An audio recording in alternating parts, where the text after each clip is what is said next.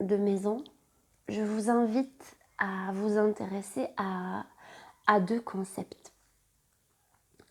Un qui est plus général et un autre qui concerne vraiment votre lieu de vie, votre maison.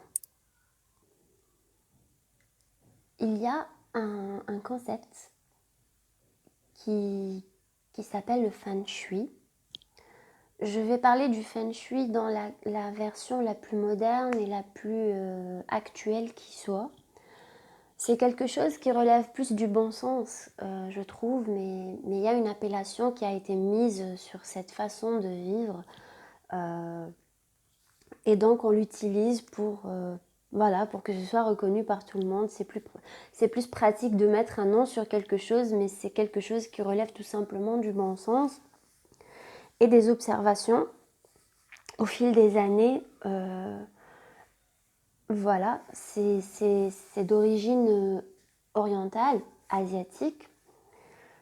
C'est une façon d'organiser sa maison. Déjà, c'est avoir peu de choses, mais ça, c'est autre chose. C'est le minimalisme qu'on va voir après et qui n'est pas du tout et uniquement ni asiatique ni occidental, qui est très typique de l'Orient, de la culture berbère.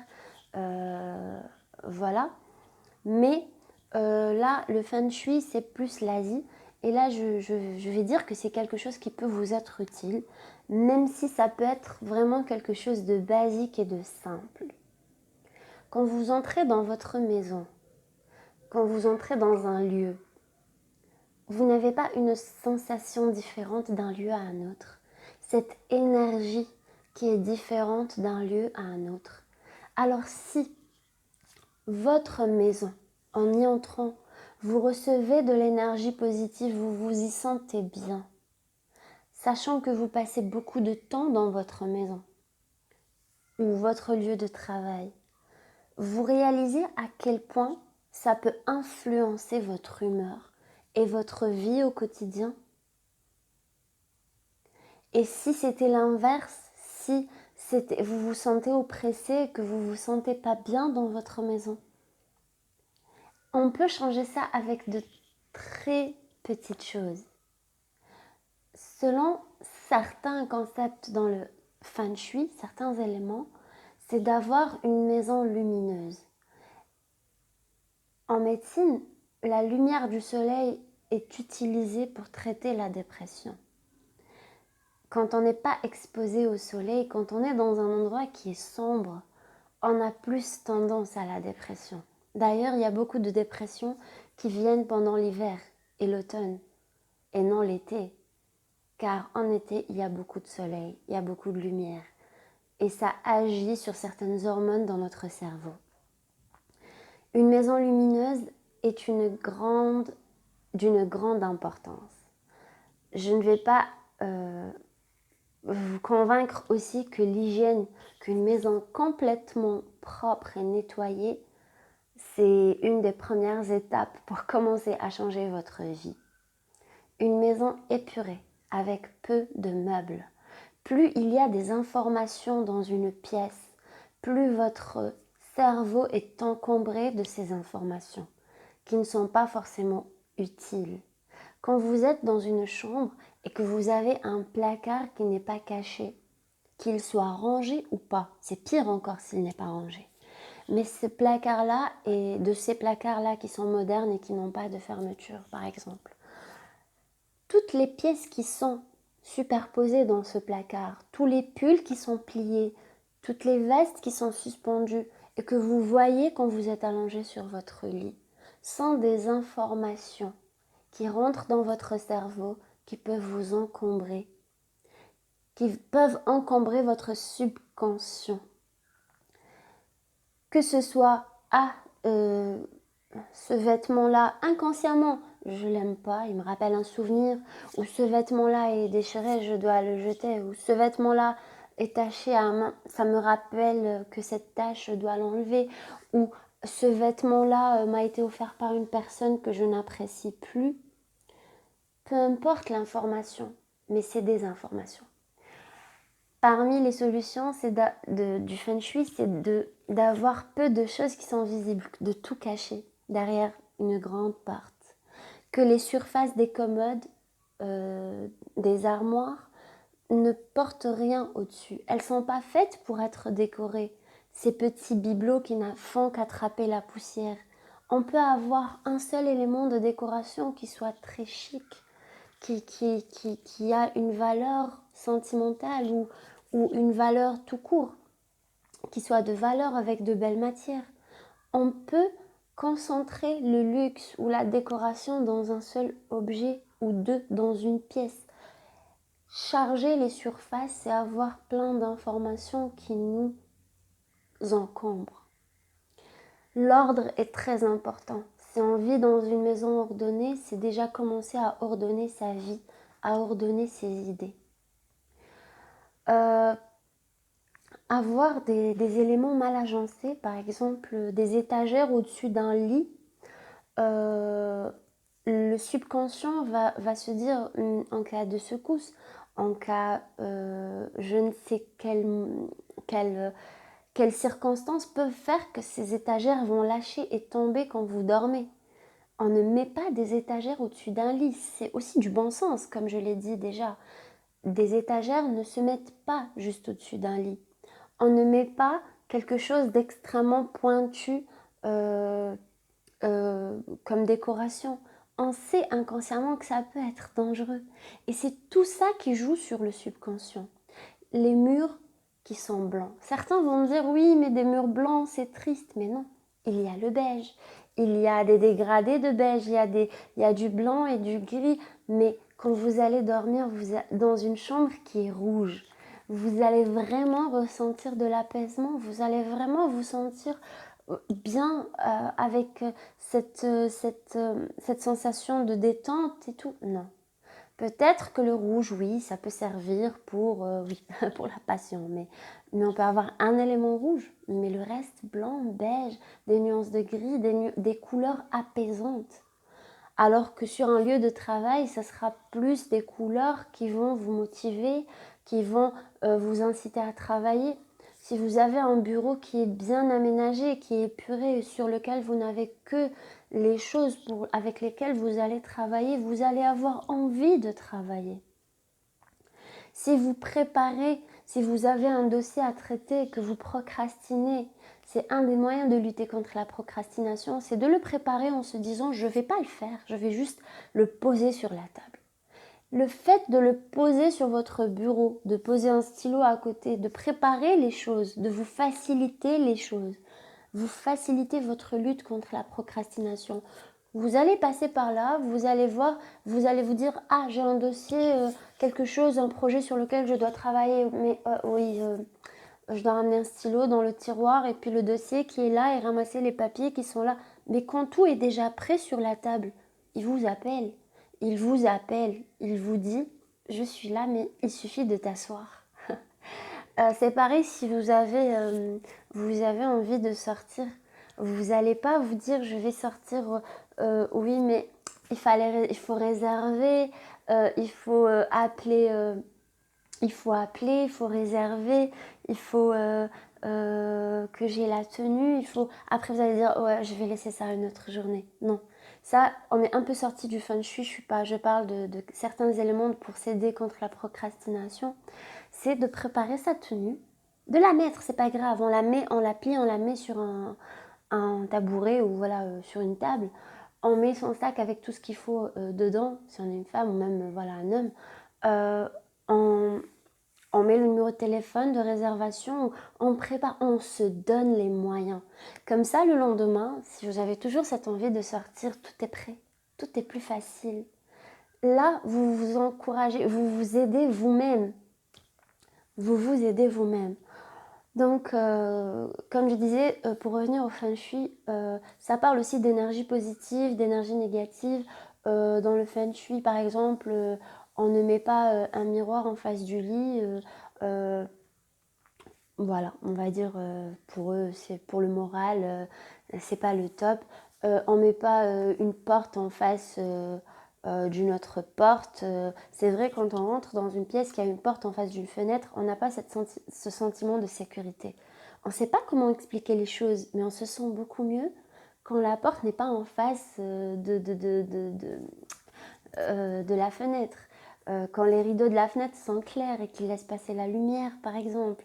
Il y a tellement d'éléments d'agencement, par exemple, dans une pièce que il y a un passage facile dans la pièce, que les meubles ne soient pas au centre de la pièce, qu'il n'y a pas de meubles au milieu, qu'il y ait un grand passage de l'énergie. On dit ça, on dit un passage de l'énergie. Que tous les objets soient fonctionnels, qu'ils aient une fonction réelle, qu'on les utilise. Là, je vais passer au minimalisme. Le minimalisme, c'est tout simplement de trier, de se contenter de peu. Et comme je disais, en Afrique du Nord, ils utilisent souvent cette phrase de dire la baraka est dans le peu.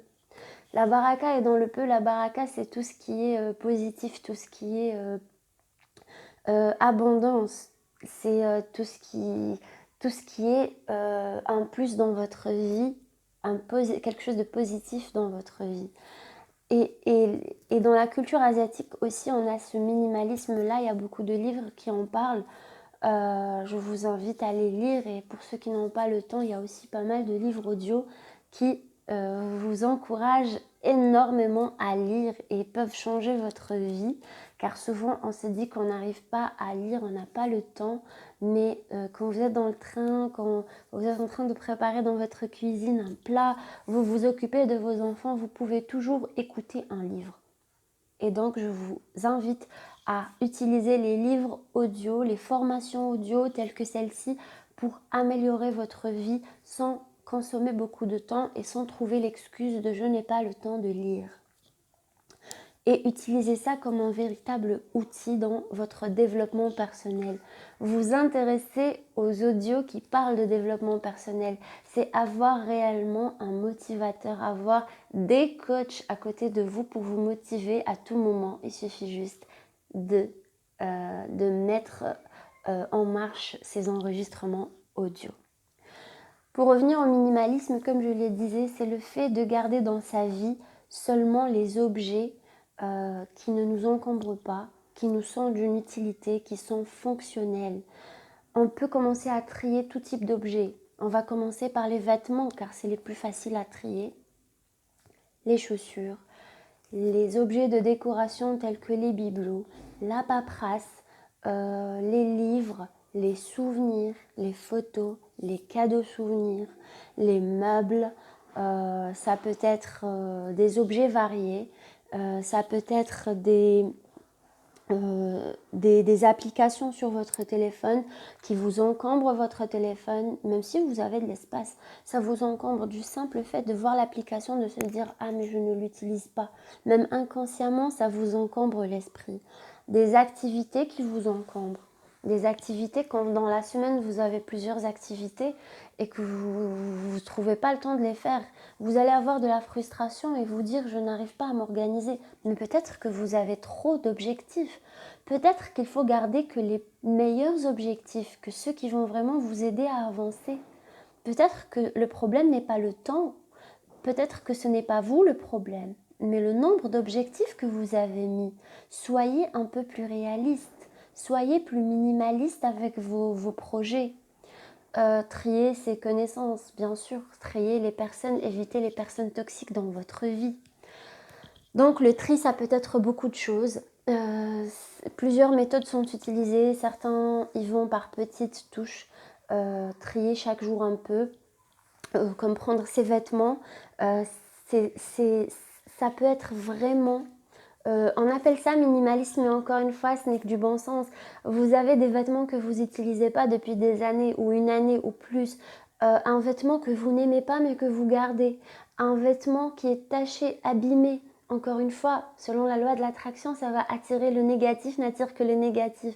Ne gardez pas ces choses. Ces choses vous encombrent. Ces choses vous prennent du temps, car vous vous occupez de ces objets, vous vous occupez de les entretenir, vous vous occupez de plier ce linge, de le ranger, de dépoussiérer ces bibelots, alors que vous ne les aimez pas ou qu'ils ne vous aillent pas, ils ne vous aillent plus. qu'ils ne sont pas, qui sont déchirés, qui sont abîmés. Vous devez vous débarrasser de tout ce qui est abîmé, de tout ce qui ne vous va pas, de tout ce que vous n'aimez plus, qui vous rappelle un mauvais souvenir. Vous pouvez jeter ces objets, vous pouvez les recycler, vous pouvez les donner à quelqu'un qui en a vraiment besoin et faire de ce fait une bonne action. Vous pouvez faire ça. Ça vous fera sentir beaucoup mieux. Vous allez commencer à devenir un peu accro à quelque chose qui est positif. Ne jetez pas quand vous avez un grand doute, mais en général, quand on a un doute, c'est qu'on n'a pas besoin de cet objet-là. Donc, il faut s'en débarrasser. Vous allez prendre votre objet, vous allez réaliser est-ce qu'il peut vous apporter quelque chose, est-ce qu'il vous rend satisfait, est-ce que vous êtes satisfait de l'avoir ou vous ne l'êtes pas. Ouvrez votre armoire quand elle est pleine que de vêtements parfaits, en bon état, qui vous vont bien, que vous aimez, qui vous rappellent de bons souvenirs et vous allez tout comprendre. Un grand sac noir, débarrassez-vous de tous ces objets qui vous encombrent, de cette décoration inutile pour investir dans quelque chose de beau, de design, de décoratif et de préférence quelque chose de cher que plusieurs objets qui n'ont aucune valeur. Bien sûr, utilisez le minimalisme à votre sauce. On peut être minimaliste avec beaucoup de choses, mais pas avec les livres. On peut avoir beaucoup de livres, on peut avoir beaucoup de bijoux, on peut avoir l'essentiel. C'est d'adopter le minimalisme, de le mettre à votre sauce. Vous n'êtes pas obligé de suivre d'autres personnes qui parlent de minimalisme, de tri, ils doivent être dans les extrêmes. Non. Si vous avez besoin de ces choses, s'ils vous apportent quelque chose, eh bien tant mieux, même si vous en avez beaucoup. Mais débarrassez-vous des objets qui vous encombrent l'esprit inconsciemment et qui encombrent votre vie. Passez ce temps que vous passez à trier, à vous occuper de ces objets, passez-le à faire quelque chose de constructif ou offrez ce temps, passez ce temps avec vos proches et vos êtres chers. Vous allez vous sentir progressivement mieux. Il y a beaucoup de livres qui parlent de ça, encore une fois. Je ne vais pas citer les livres, mais il y a beaucoup de livres qui parlent de ça. Mais certains de ces livres disent qu'il faut trier d'un coup dans sa vie. Ça peut marcher effectivement pour ressentir les bienfaits, mais je dis que chacun sa façon de trier, chacun sa façon. Moi, je dis que quand on commence par un tiroir, qu'on a trié, qu'on a jeté des objets, qu'on a ressenti ce bienfait, c'est les bienfaits du fait de se débarrasser de ceux dont on n'a pas besoin. Mais se débarrasser vraiment tout de suite, pas les mettre dans un sac et attendre pour les jeter car on risque de repiocher dans ce sac. Non. Et j'avoue que parmi les choses que je conseille de faire quand on est en colère, c'est de trier. Car quand on est en colère, on n'est pas dans l'émotion et on trie beaucoup plus efficacement. C'est bizarre, mais vous allez vous en rendre compte. Donc je vous invite à trier, même si c'est petit à petit, même si c'est progressif, même si c'est par tiroir, même si c'est par catégorie. Chaque jour un petit peu, chaque jour, débarrassez-vous de ce dont vous n'avez pas besoin et arrêtez de cumuler. Le minimalisme, c'est aussi d'arrêter d'acheter des objets pour les acheter. Arrêter d'acheter un objet juste parce qu'il est en promotion, parce qu'un jour ça pourrait être utile, parce qu'il est beau, mais que ça ne vous apporte rien vraiment. Achetez seulement les choses dont vous avez besoin. Ça va être meilleur pour votre lieu de vie, pour votre quotidien, pour votre morale, mais aussi pour vos finances. On va arriver à un autre outil pour enchaîner, c'est vos finances. Vous allez me dire quel est le lien. Le lien est très fort, il est très important. Car pour moi, ce n'est pas le temps qui est de l'argent, mais c'est l'argent qui est du temps. Je ne sais pas comment vous l'expliquer autrement. Je vais essayer. Le temps que vous passez à aller travailler, que vous échangez contre de l'argent, quand vous réalisez que cette somme, vous allez la donner pour un objet que vous ne voulez, dont vous n'avez pas vraiment besoin, c'est en fait le temps que vous offrez. Imaginez-vous que vous achetez, je vais donner n'importe quel chiffre, d'accord. Imaginons que vous gagnez, je ne sais pas, on va dire 10 € la journée ou 20 € la journée, ou je ne sais pas combien vous allez gagner. Imaginez que vous achetez un objet à 20 € ou à 10 €, vous avez échangé une journée de travail, une journée que vous n'avez pas passée forcément à faire ce que vous aimez, sauf si vous faites vraiment ce que vous aimez. Quelque chose que vous avez un temps, une journée que vous n'avez pas passé avec vos proches. C'est ça que vous allez échanger contre cet objet. Est-ce que ça en vaut la peine? Bien sûr, quand il s'agit de nourrir sa famille, nourriture, facture, même jouets, même livres, des choses qui en valent la peine. La vie, c'est ça. La vie, ce n'est pas d'épargner, de ne pas vivre.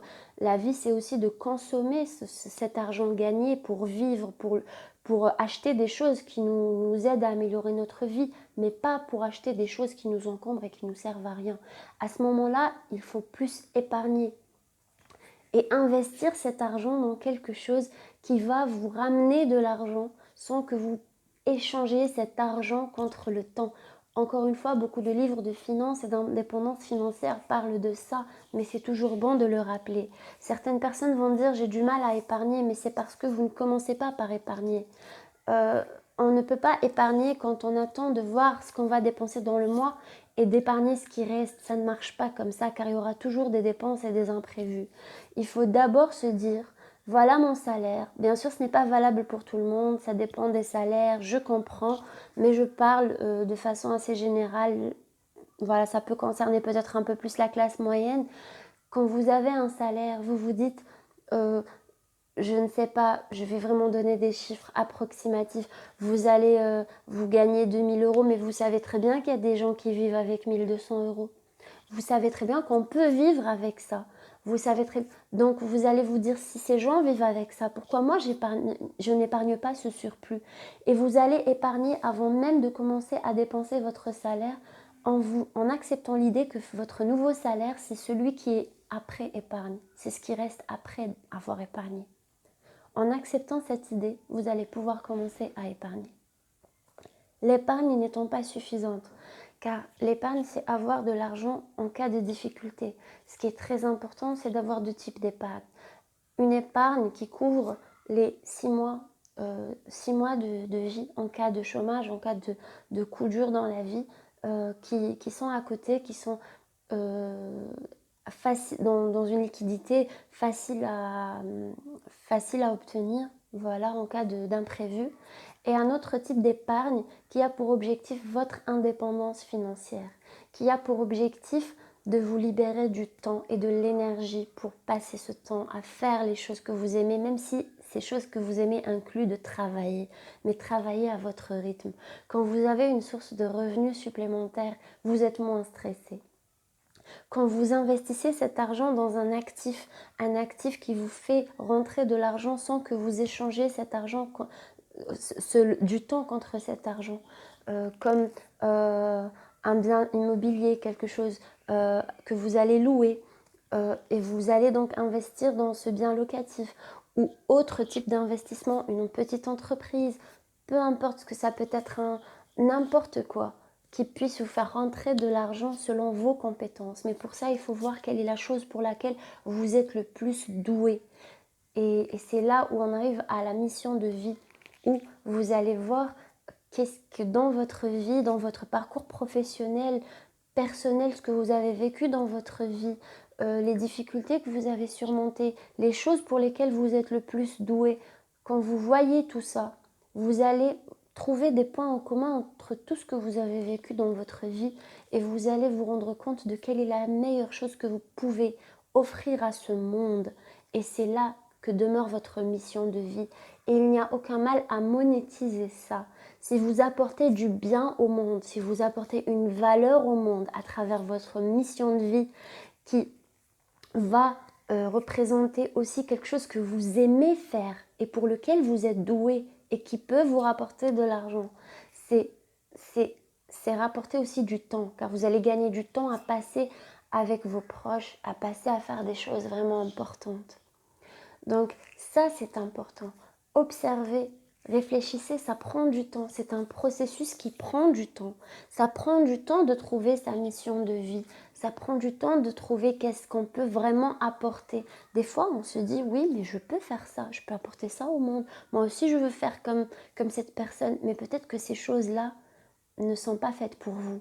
Peut-être qu'il faut se concentrer sur ce qui est votre parcours, sur les choses dans lesquels vous êtes vraiment doué, que vous pouvez apporter quelque chose au monde.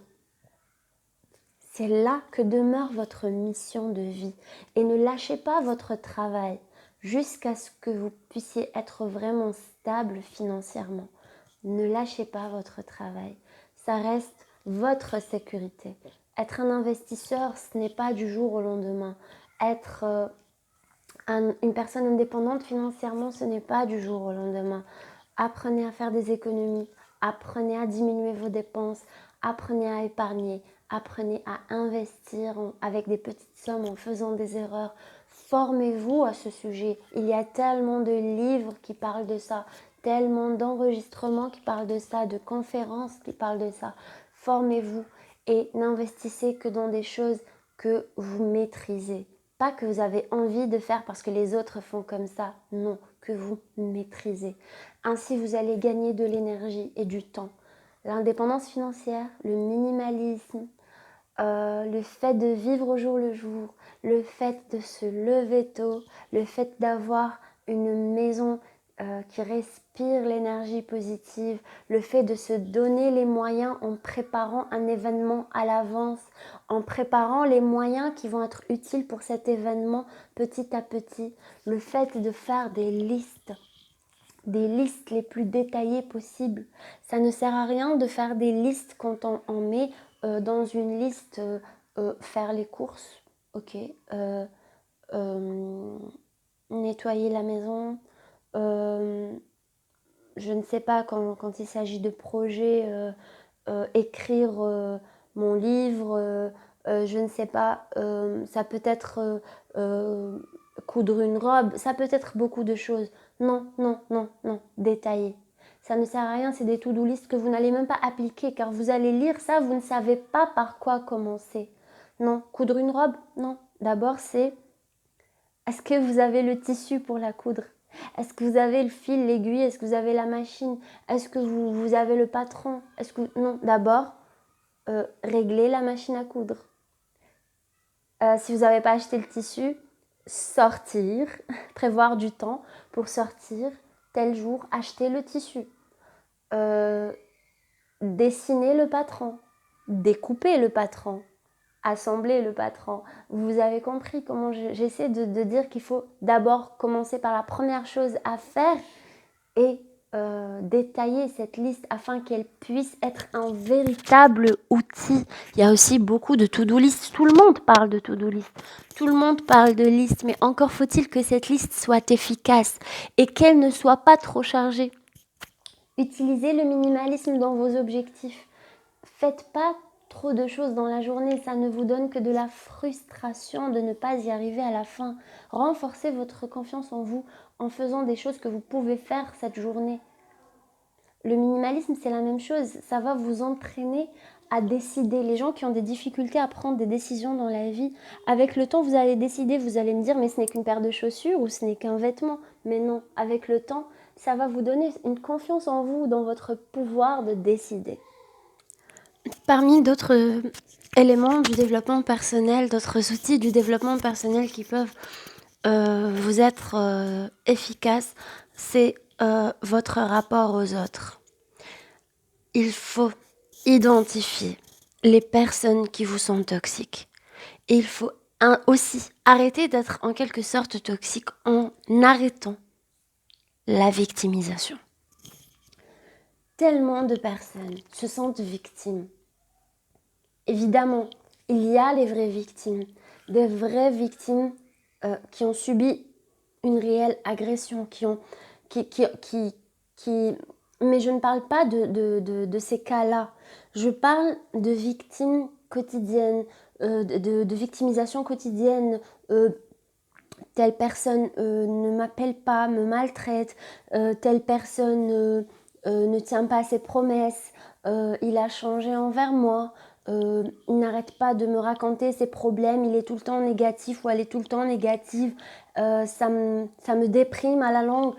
On écoute ce genre de phrases. Vous avez le choix. Vous avez le choix de ne pas écouter ces personnes. Quand vous êtes par exemple face à un manipulateur, j'ai déjà mis une vidéo sur ce sujet. Vous avez le choix de partir ou de rester. Vous pouvez aussi apprendre à gérer ce genre de personnalité quand vous ne pouvez pas partir. Il faut stopper, même si on ne stoppe pas la relation, on peut stopper les méfaits de cette relation sur soi. Quand vous êtes face à un obsessionnel qui vous raconte ses obsessions à la force, ça vous encombre l'esprit, ça vous saoule, ça vous diminue votre énergie, car vous passez beaucoup d'énergie à le convaincre. Vous pouvez arrêter, vous pouvez lui dire, tu as un problème, tu dois le régler, tu dois te soigner. Je ne suis pas là pour ça. Vous savez, des fois, les gens, ils essaient d'aider des personnes alors que ça leur porte atteinte. Non. Vous aidez les gens déjà qui demandent à être aidés. Si vous essayez d'aider quelqu'un à changer ou d'améliorer quelqu'un qui ne veut pas changer, vous allez tout simplement détruire votre énergie. Vous allez vous détruire. Si vous essayez de sauver quelqu'un qui ne demande pas à être sauvé, il n'y aura ni reconnaissance, ni remerciement, ni résultat. Le seul résultat, c'est de détruire votre capital énergie. Vous devez reconnaître les manipulations. Vous devez éviter de tomber dans ces pièges. Vous devez vous débarrasser de la victimisation, de vous dire que je vais m'en sortir, je suis forte. Être seulement dans cette optique, je suis fort. Être dans cette optique de se dire, seulement se dire, car il y a un énorme pouvoir des affirmations. Les affirmations ont un énorme pouvoir de se dire dans sa tête, je suis forte, on va devenir fort. De se dire, je suis quelqu'un de passion. Vous allez y croire avec le temps, votre cerveau va l'intégrer, vous allez vraiment le devenir. Je suis capable d'arriver à ça. C'est l'un des outils les plus puissants, celui des affirmations, celui d'affirmer quelque chose et de le croire, de se concentrer. Ça ne suffit pas de dire je suis comme ça, c'est une affirmation. Non. Tout comme la méditation, ça ne suffit pas d'avoir un tapis de yoga, une musique asiatique ou le bruit des vagues et c'est ça la méditation et après vous êtes tout énervé. Non, c'est pas ça. La méditation étant l'un des outils dont j'ai envie de parler aujourd'hui, c'est de se concentrer sur les bruits qu'on écoute. C'est de désamorcer les pensées négatives, les circuits de pensées négatives qui sont dans notre cerveau. C'est de désamorcer ça, de court-circuiter ça en se concentrant. C'est de se brancher, c'est de se connecter au moment présent. C'est ça la méditation. C'est d'être à l'écoute, c'est d'être dans l'observation, d'être dans la prise de conscience qu'on est vivant, qu'on est là et maintenant. Et c'est un des outils qui peut réellement changer